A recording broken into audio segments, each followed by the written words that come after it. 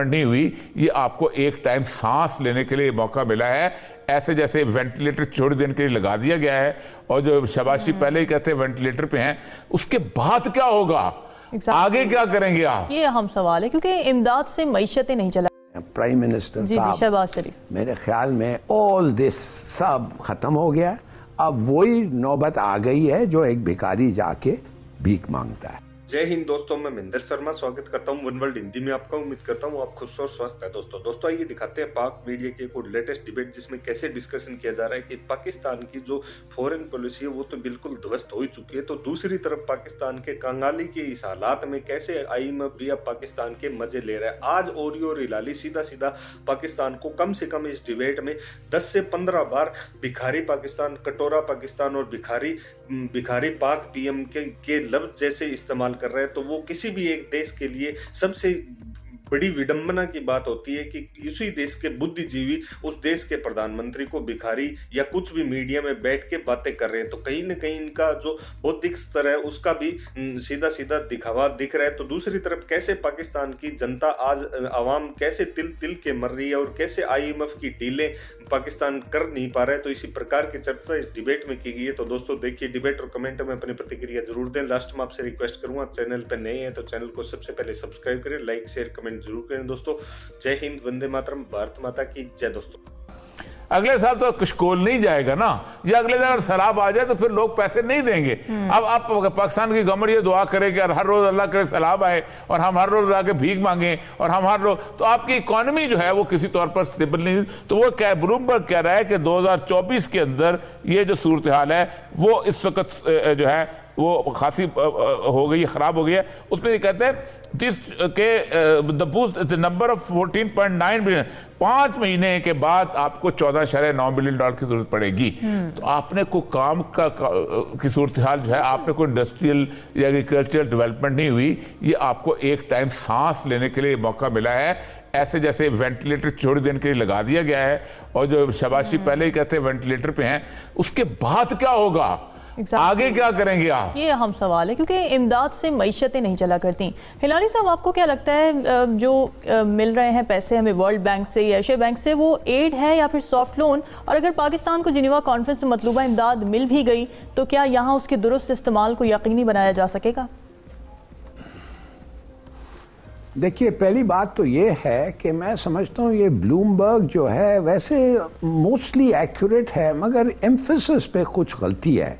अच्छा, ये बहुत जरूरी है IMF को कि इधर का माने फ्लड रिलीफ का कोई पैसे उधर ना जाएं जो IMF हमारे साथ बात कर रही है। इन अदर वर्ड्स, ऐसे ना हो कि हम इसको रिलीफ ट्रीट करें। तो इसलिए इन्होंने सही कहा कि बड़ा आस्ते आस्ते पैसे मिलेंगे और उन प्रोजेक्ट्स के लिए मिलेंगे जो मैंने उस दिन भी कहा था, प्रोजेक्ट्स के लिए मिलेंगे। रेती और बजरी और सीमेंट और ये वो सब के लिए मिलेगा आपको, बेशक आपके होम्स के लिए भी मिलेंगे, मगर उधर स्ट्रिक्ट मॉनिटरिंग होगी। क्यों?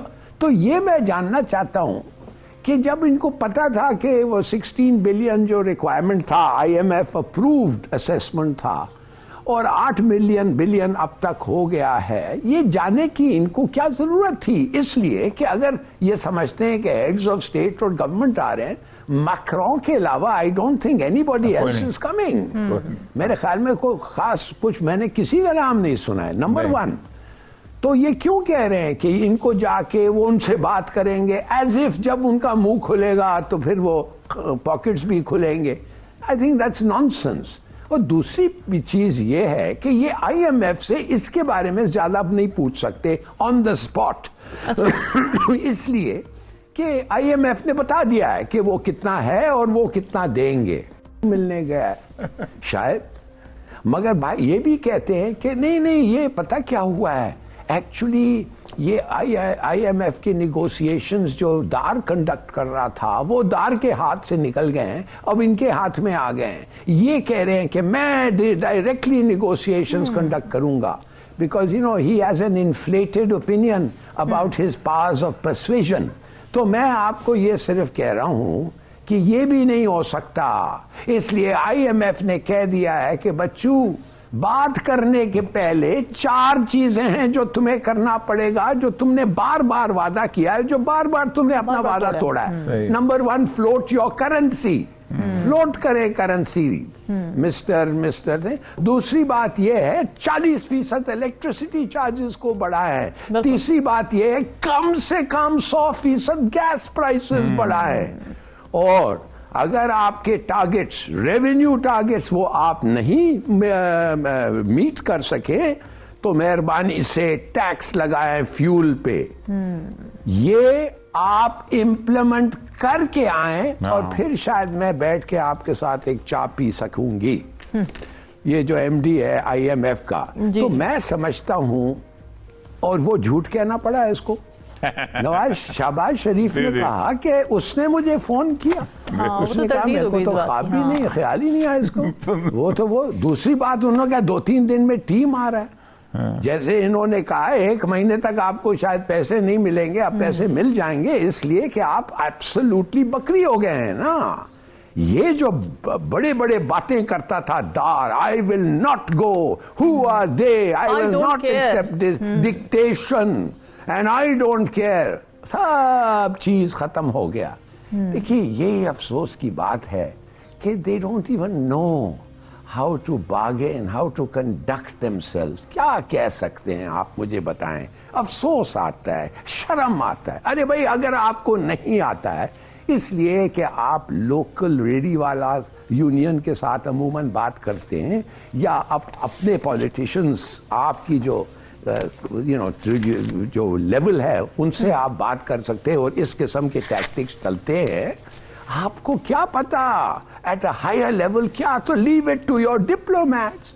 आप अपने डिप्लोमैट्स को एक ब्रीफ दें और कहें जाके देखो, पूछो, वो शायद आपको बताएंगे कि क्या करना पड़ेगा और किस तरीके से आप बात करेंगे। इनको तो तरीका भी नहीं आता है बात करने के लिए। बिल्कुल। तो माफ करिए, ये जो कहते हैं ना कि बेगर्स कांट बी चूजर्स, और ये वो सब हमें सिखाते रहते हैं हमारे ये जो हैं प्राइम मिनिस्टर साहब, शहबाज शरीफ। मेरे ख्याल में ऑल दिस सब खत्म हो गया।